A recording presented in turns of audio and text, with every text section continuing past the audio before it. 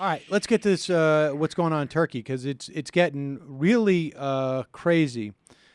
Um, there are still 300 miners have nearly died now in a coal mine. I guess cave in Soma, which is southwest of Istanbul. There are still 120 miners trapped below. 800 miners were in the mine. An electrical unit at the mine blew up and it started a fire, I should say, and it killed the workers with carbon monoxide poisoning. There have been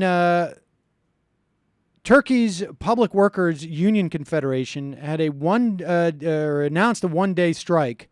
Protests have broken out today. Police have intervened against protesters at the Soma mine blast by using water cannons.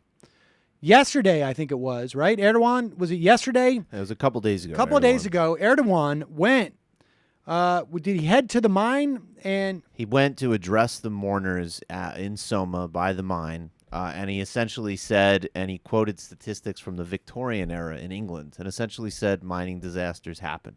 Mining disasters happen. His motorcade was then attacked because people were. He ended up like physically slapping somebody in the face. There's an amazing picture of one of his aides kicking a guy who's on the ground. And we should say, like, a guy who is a protester, but all these protesters in the initial wave are mourners. So you're talking about people who just had family members die in this catastrophe. Now, part of these protests are a function of the fact that the mine has recently been privatized. And there's this big privatization move that's going on in Turkey. And there are claims that by workers that safety standards declined steeply once it was privatized, which should come as no shock, right? I mean, that's job number one, increase profits. And how do you do that? You need the same amount of workers because you need to pull that stuff out of the mines. What you do is you cut corners when it comes to safety. And Erdogan is also, associated with the owners of this mine. And it will be interesting to see if we see like a spread of this. I mean, people forget that everything that happened during the so-called Arab Spring was a function of an inciting incident and a general pushback on things like privatization, things like basically economic deprivation.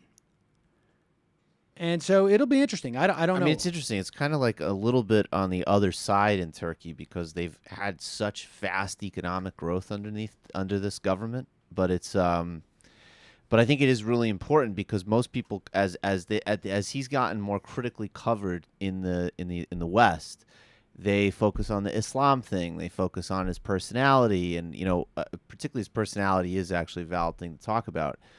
But the whole Gezi thing was all about neoliberalism, bulldozing a park to build a shopping mall. The reason the economy is slowing down is because they had their own housing and credit bubbles, and now this, and that's like a really major part of the story. And in the same way, in a lot of other neoliberal situations, when the public responds, they're actually right. There are these types of crackdowns, and then that undermines the whole narrative that that just happens organically. Like market development and privatization. Right. There's always that fist behind it, and you're seeing it.